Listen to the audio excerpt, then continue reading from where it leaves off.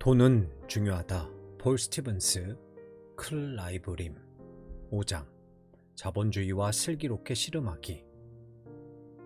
기본적으로 돈은 현 시대 세계에서 가치를 결정하는 가장 중요한 척도 가운데 하나가 되었다. 기계식 시계처럼 돈은 현대 시대의 핵심 도구 중 하나다. 크레이그 게이, 현금 가치. 지난 장에서는 하나님과 황제에게 바치는 것, 즉 우리의 세상에 속한 의무와 하늘에 속한 의무를 어떻게 동시에 만족시킬 수 있는지 살펴보았다. 우리는 이것이 예수님의 가르침 안에, 특히 하나님 나라에 대한 그분의 중심 메시지 안에 암시되어 있다고 주장했다. 그러나 마지막에 우리는 한 가지 흥미로운 질문을 던졌다. 만약 우리의 21세기 맥락에서 황제가 자본주의 체제 자체라면, 또는 자본주의 기업 안에서 우리가 하는 일이라면, 혹은 자본주의 경제에서 우리가 돈을 사용하는 방식이라면 어떻게 할 것인가? 다른 식으로 표현하면 자본주의처럼 모든 것이 돈과 밀접하게 연관된 경제 체제 안에서 우리의 일은 어떤 방식으로든 하나님 나라에, 즉 그리스도 안에 체현된 샬롬과 인간 번역의 침투에 기여할 수 있는가?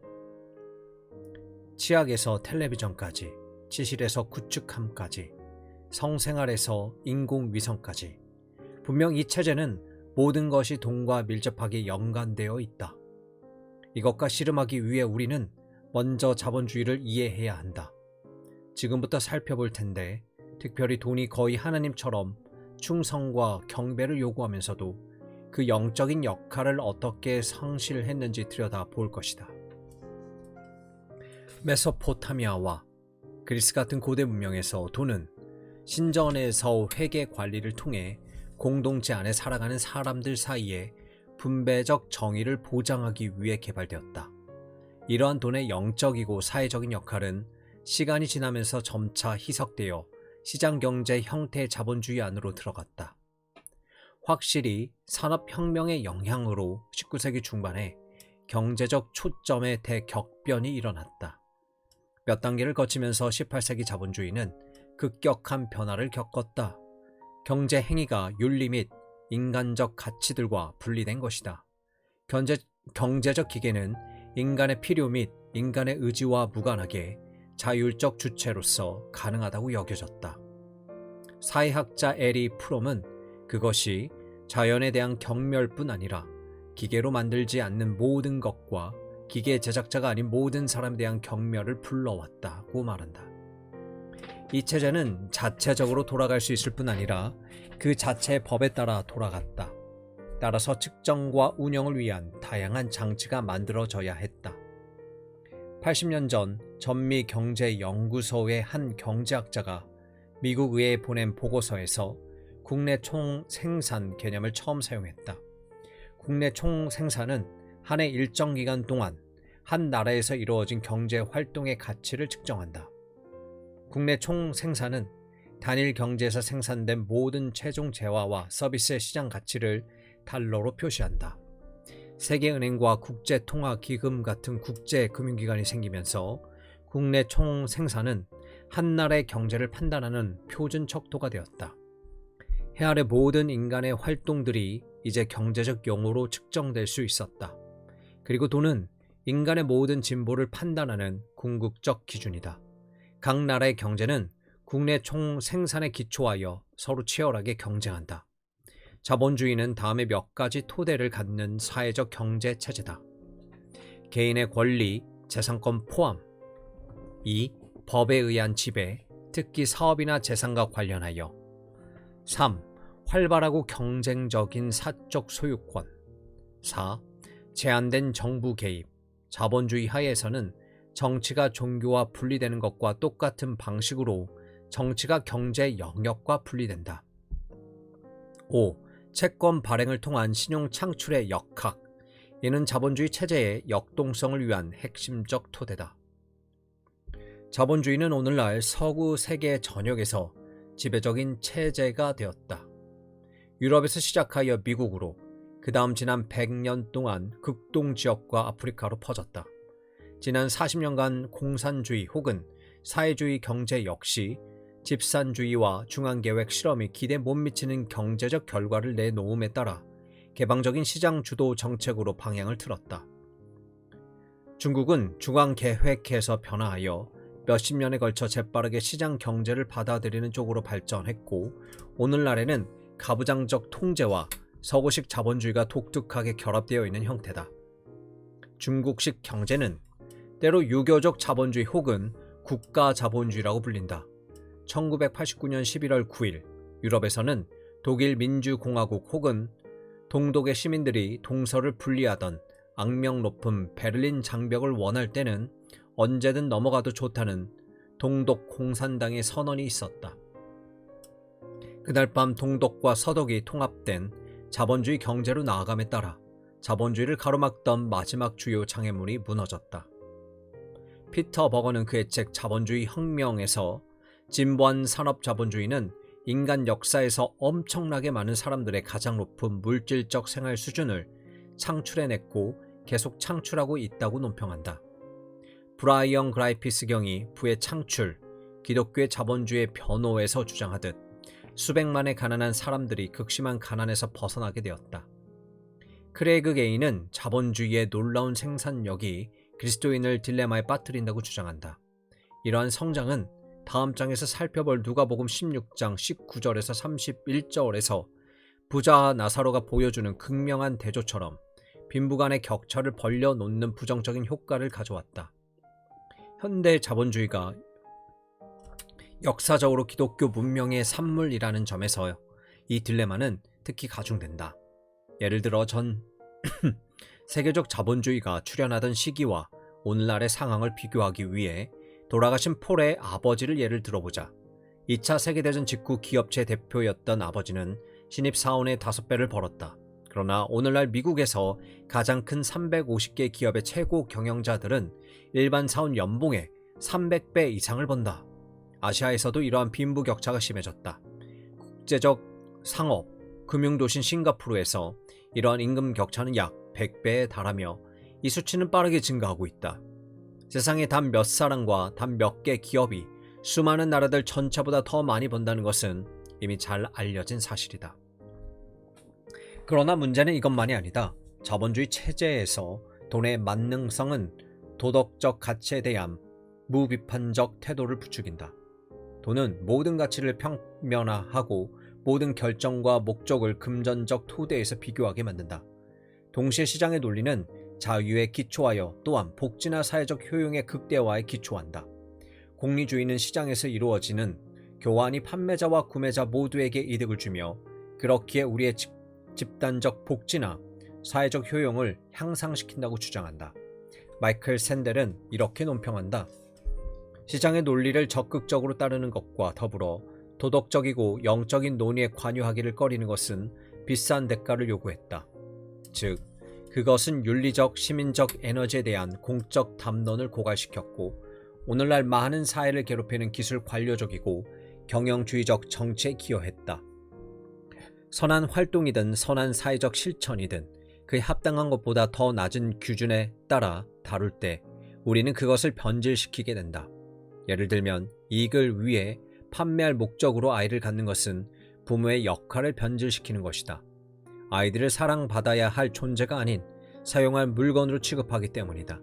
그런데 경제학자, 정치학자, 법학자는 인간의 생명에 대한 이러한 강력한 이미지를 경제적 가치에 따른 합리적 행동으로 논하고 따라서 인간의 가치는 건너뛴다. 자본주의 체제에 내포된 합리성은 종종 우리의 사회적 규준과 관습, 전통과 반대된다. 요약하면 시장 논리는 도덕 논리 없이는 완전하지 않다. 모든 상품이 판매 가능한가? 돈을 벌기 위해서라면 멸종 위기에 처한 동물을 총으로 쏘거나 더 나쁘게는 우리가 아픈데 돈이 있다면 인간 장기를 구매해도 되는가? 우리가 돈으로 죄하나 서비스를 변질시킬 때 우리는 그것의 고유한 특징을 파괴하거나 그 가치를 평면화함으로써 무가치한 비인격적 대상이 되게 한다. 이러한 강교한 합리성은 어디에서 오는가? 돈에 대한 탐욕이 유일한 문제는 아니다. 그러나 중요한 문제이기는 하다. 애덤 스미스가 국부론에서 주장하듯이 자본주의 기획은 도덕적 의지를 위해 모든 인간의 내면 충동을 제도적으로 해방시키는 방법을 찾으려는 탐색을 통해 실현된 것이 아니다. 그것은 인류 전체 평화롭고 번영하는 삶을 위해 모든 인간의 자기 보존에 대한 자연적 본능을 제도적으로 해방시키는 방법을 찾으려는 탐색에 의해 실현되었다.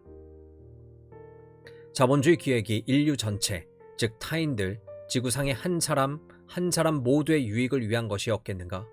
그러나 대체로 국제무역이 국가들 사이에 우정의 다리를 건설한 것은 사실이다. 예를 들어 오늘날 일본은 그들의 가장 큰 무역 상대국인 미국을 폭격하지는 않을 것이다. 종종 현대 성괴 개척자로 불리는 윌리엄 캐리는 우리에게 항해사의 나침반이 있는 지금 큰 바다를 건너 교역을 하러 가지 않을 핑계가 없고, 사람들이 교역을 하는 동안 하나님 나라의 좋은 소식은 전 세계를 횡단할 수 있다고 주장한다. 더 나아가 킴 타는 원조가 아니라 기업이 가난을 퇴치하는 가장 좋은 방법이라고 바르게 주장한다. 왜 그런가? 세금을 내는 회사들은 정부가 사회 기반 시설을 건설하고 교육과 의료를 개선할 수 있도록 돕는다. 그 과정에서 상당수의 자본주의적이고 이익을 창출하는 벤처 기업들은 사람들에게 시장성이 있는 기술과 일을 통한 품위를 얻게 해줄 수 있다. 그러나 문제가 남아있다. 이 모든 생산성의 원천은 놀랍게도 부분적으로 기독교 신앙에 뿌리를 두고 있다. 20세기 초 사회학자 막스 베버는 금욕적 형태의 프로테스탄트 신앙이 중요하게 자리 잡고 있던 미국과 영국 같은 나라에서 현대 자본주의가 특히 번성했다는 사실을 주시했다. 우리는 지난 장에서 그것이 끼친 영향을 살펴보았다. 이러한 자본주의의 정신은 불합리하고 부자연스러우며 금욕적 프로테스탄트 신앙의 합리적 윤리의 후원과 승인 없이는 출현할 수 없었다. 그러나 이러한 경제적 성공은 순수한 종교적 열정이 지나간 뒤 이제 종교적 동기를 거의 상실한 부르주아 경제 윤리가 그 자리를 대체했을 때 비로소 따라왔다. 시작할 때는 합법적으로 돈을 버는 선한 양심이었던 것이 많은 이들에게 결국 만족을 모르는 돈에 대한 사랑으로 탈바꿈했다. 무제한의 생산과 절대적 자유, 제한 없는 행복의 삼위일체가 진보라고 불리기도 하는 새로운 종교의 중심을 형성했고, 새 하늘, 곧 진보라는 지상의 도성이 하나님의 도성을 대체했다. 이 새로운 종교는 그것을 믿는 사람들에게 에너지와 활기, 희망을 공급했다. 이것은 기독교 신앙과 자본주의 제도들을 비교한 다음 표를 보면 자명해진다. 기독교, 영원한 구원, 죄인인 인간, 성삼위일체, 사랑, 믿음, 소망, 모든 민족의 제자화, 제사장직, 교회. 자본주의, 물질적 안녕, 시장의 실패, 합리적 존재 인간, 토지, 자본, 토지, 노동, 자본, 사적 이익, 자유, 행복, 전 세계 자유시장화, 경제학자, 정치가 부유한 기업과 연방준비은행들. 많은 이들에게 자본주의는 지금 여기를 위한 종교다. 시장 체제는 엄청난 경제적 이득과 행복을 약속한다. 그리고 거기에는 합당한 이유가 있다. 이미 살펴보았듯 자본주의의 가장 중요한 공헌은 경제적 진보가 아니라 이러한 부가 가능하게 하는 삶의 질 향상이다. 자본주의의 발흥으로 유아 사망률은 급락하며 최저치를 기록했다. 영양실조와 관련 질병들은 통제 가능하게 되었으며 전염병 발생률도 낮아졌다. 결과적으로 사람들은 일반적으로 더 오래, 더 나은 삶을 살고 있다. 자본주의 이전의 좋은 옛 시절은 사실 그다지 좋지 않았다. 대체로 우리 조상들의 삶은 비참했다. 나의 할아버지는 작은 농장에서 돼지와 닭을 기르며 이렇게 살았다. 어렵게 살았다. 언제나 할 일이 너무 많았고 쉬거나 놀 시간은 거의 없었다. 더 이상 일할 수 없는 나이가 되어 조그마한 정부 보조 아파트로 이사할 때까지 식구들은 흙바닥에 초라한 집에서 살았다. 우리는 문학, 시, 연애담, 그리고 현실의 영웅들보다 더 큰 사람들이 나오는 전설 이야기에서 과거를 낭만적으로 묘사한다. 가난하게 사는 군중은 지나가는 배경이었다. 1400년 이전에는 출생 시 기대 수명이 20년에서 30년이었다. 1800년에 이르러 수명은 2배가 되었는데 이는 대체로 환경, 식량, 의약품 개선으로 유아 사망률이 최소화된 데 기인한다. 예를 들어 1861년 잉글랜드와 웨인스 지역의 국가 자료에 따르면 여성의 25%가 40세 전에 감염으로 죽었다. 5세 이전에 죽는 경우 대부분은 감염 때문이었다.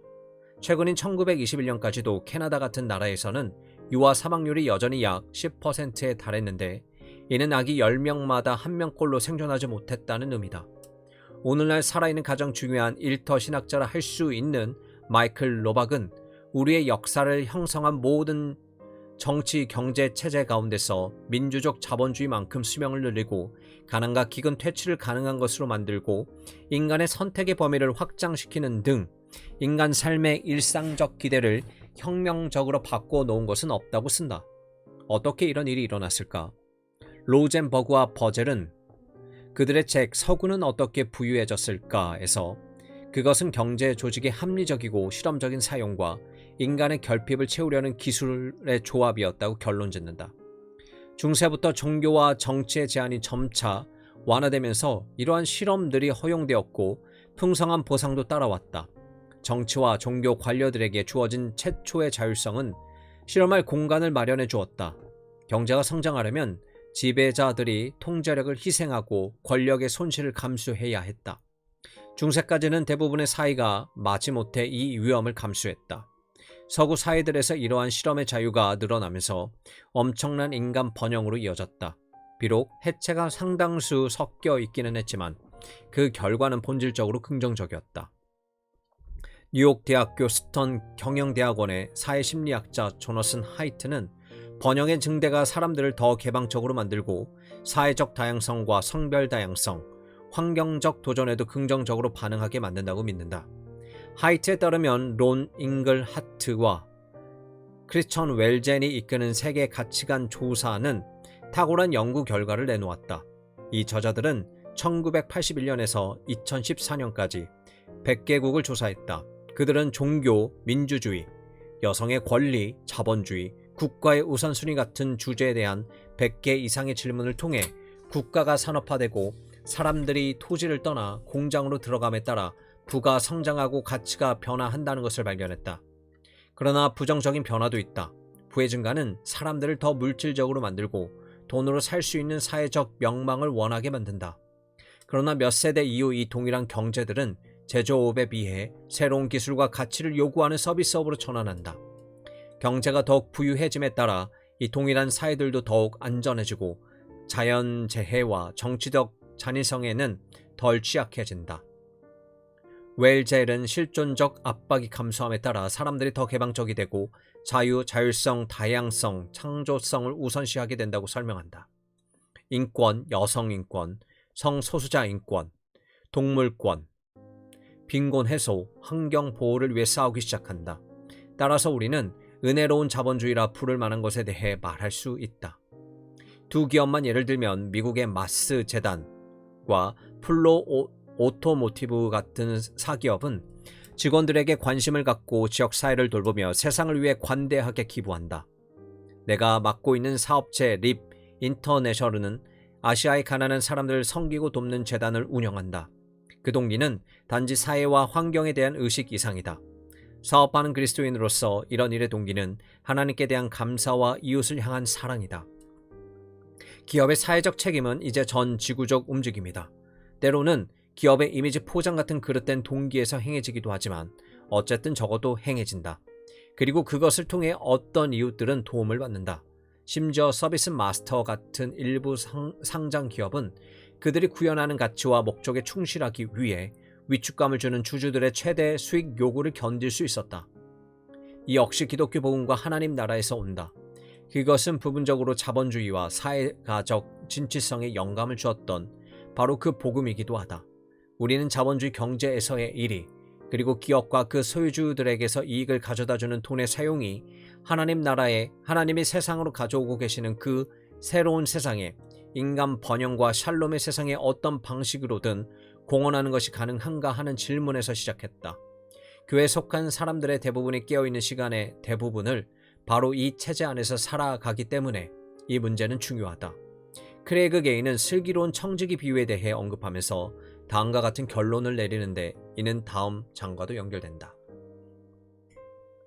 우리는 시장 체제 내에서 불이한 재물을 친구로 삼으면서 계속 일해야 하지만 그 체제 자체를 위해서나 끝없이 소유하려는 그 체제의 정신에 사로잡히는 방식으로서가 아니라 전복적으로 또한 그 체제를 완전히 초월하는 목적들을 위해, 우정을 위해 그렇게 해야 한다. 장차 올 세상에서도 사라지지 않을 것은 바로 그런 것들임을 우리가 충분히 잘 알기 때문이다. 어떻게 그럴 수 있는가? 은혜는 돈에 대한 탐욕을 제한할 수 있다. 은혜는 심지어 악마적인 상황에서도 만약 우리가 그곳에서 일하도록 하나님께 부름받았다면 우리가 그 속에서 살고 일할 수 있게 해주며 전심으로 그리고 하나님을 위해 살며 일할 수 있게 해준다. 사랑과 사물을 돈과 연결시키는 체제에서 은혜는 우리가 사람들을 그들의 재정적 영향력으로 평가하지 않을 수 있게 해준다. 은혜는 돈을 버는 과정이 번 돈으로 무엇을 하는지만큼 중요하다고 주장한다. 은혜는 사람들을 격려하고 포상하는 조직 문화를 세울 수 있게 해준다. 놀랍게도 수세기 전 주님을 두려워하면서 성실한 마음으로 일하라는 비전을 받았던 골로새 사회의 종들과 주인들이 그랬듯이 우리 역시 산업, 정보, 서비스, 창조적 영역에서 하는 일들을 주님께 하듯이 할 수 있다. 따라서 지난 장에서 논했던 은밀한 유언론은 대체로 극복되었다. 중국의 경제학자 자오샤오가 쓴 탁월한 논문은 교회가 없는 시장 경제와 교회가 있는 경제를 비교한다. 그는 미국에서 왜 자본주의가 번창했는지 밝혀내고자 했다. 그의 결론은 과장되기는 했지만 도전을 준다. 바로 교회가 탐욕을 제한한다는 것이다. 그러나 특히 기독교가 쇠퇴하고 자본주의가 기독교의 윤리 헌장을 대체로 상실한 서구에서 우리는 자본주의가 과연 지속될 수 있을 것인지의 질문에 직면해야 한다. 경제 저술가 폴 메이슨에 따르면 자본주의는 학습하는 유기체로서 끊임없이 때로는 극적으로 적응한다. 자본주의는 결정적 변환점에서 특히 위협을 받을 때에는 이전 세대가 거의 알아볼 수 없는 패턴과 구조로 변형되고 변이된다. 그리고 자본주의의 가장 기본적인 생존 본능은 기술 변화를 추동하는 것이다. 정보 기술만이 아니라 식량 생산, 출산 조절, 세계 복원, 그리고 삶의 모든 영역에 도입된 로봇공학과 인공지능을 고려하면 지난 25년은 아마도 인간 역량의 압도적 급종을 목도해 왔다고 할 수 있을 것이다. 그러나 그러한 적응력에도 불구하고 자본주의는 취약하다. 메이슨은 복합적이고 적응력 있는 체제임에도 불구하고 자본주의는 적응할 수 있는 그 수용력의 한계에 도달했다고 말한다. 그는 장기적 전망이 암울하다고 주장한다. 경제협력개발기구에 따르면 다음 50년간 선진국의 성장은 약화될 것이다. 불평등은 40%까지 증가할 것이다. 심지어 다수 세계인 개발도상국에서도 2060년이 되면 현재 역동성이 소진될 것이다. 우리는 이미 그 징후들을 보고 있다. 2008년 미국에서 시작된 경제 위기는 서유럽으로 퍼졌고 그 뒤 전 세계적 위기가 되었다. 경제적 스트레스는 사회 위기가 되었고 집단 불안으로 이어졌다. 아랍의 봄 같은 개혁들이 일어났고 이제 중동에서는 내전이 일어나고 있으며 총강대국들 사이에는 군사적 긴장이 존재한다. 이러한 위기의 근본적 원인 중 하나는 자본주의가 사회의 모든 구성원을 끌어들이지 못한다는 데 있다. 닉 서르닉과 알렉스 윌리엄스에 따르면 정규 임금 노동 바깥으로 밀려나 최소한의 복지 혜택과 비정규 최저임금 노동 아니면 불법적 수단으로 근근히 지탱하는 인구가 점점 증가하고 있다. 이러한 자본주의의 어두운 면은 조너슨 하이트의 짧은 이야기에서 잘 드러난다. 옛날 옛적 일은 실제 했고 진짜였다. 농부는 곡식을 길렀고 장인은 제품을 만들었다. 사람들은 그러한 재화들을 지역 사이에서 거래했고 그러한 거래는 지역 공동체를 튼튼하게 해주었다. 그러나 자본주의가 발명되었고 어둠이 온 땅에 퍼져나갔다. 자본가들은 노동자로부터 불을 쥐어 짜내고 그런 다음 사회의 자원으로 자신들만 모두 빨아먹기 위해 기발한 기술들을 개발했다. 자본주의 계급은 그들의 불을 사용해 정치적 영향력을 사들였고 이제 그 1%는 그 범위 위에 있다. 나머지 우리들은 그들의 졸병이다. 영원히 끝. 앞서 언급한 메이슨은 자본주의 새로운 대안이 발견되지 않는다면 현재 자본주의 체제는 다음과 같은 두 가지 가능한 시나리오 중 하나로 전락할 것이라고 경고한다. 첫 번째, 전 세계 엘리트가 다음 10년 혹은 20년 동안 위기의 대가를 노동자와 연금 생활자, 빈민층에 떠넘기면서 악착같이 결집한다. 국제통화기금, 세계은행, 세계무역기구에 의해 강화된 전 세계 질서는 살아남겠지만 약화된 형태로 살아남을 것이다.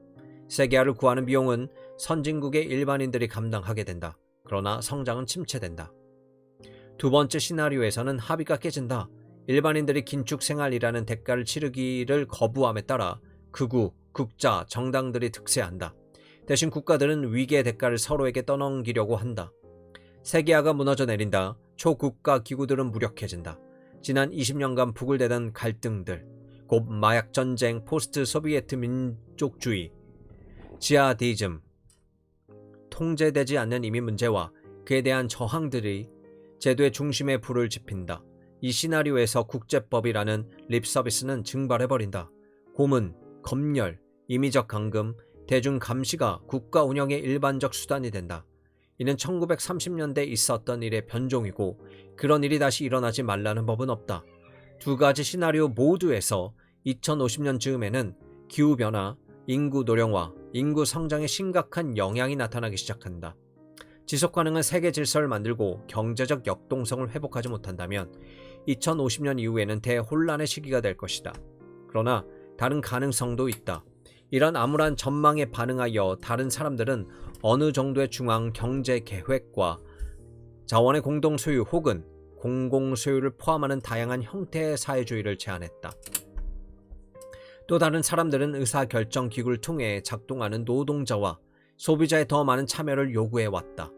로빈 하넬은 경제적 이익이 필요와 조화를 이루고 그 양은 노동자와 소비자 위원회를 통해 민주적으로 결정되는 참여적 경제를 주창한다. 하넬은 사람들이 성과나 선행적 소유권이 아닌 자신의 노력과 근면에 대한 보상을 받을 때 경제적 정의에 도달할 수 있다고 믿는다.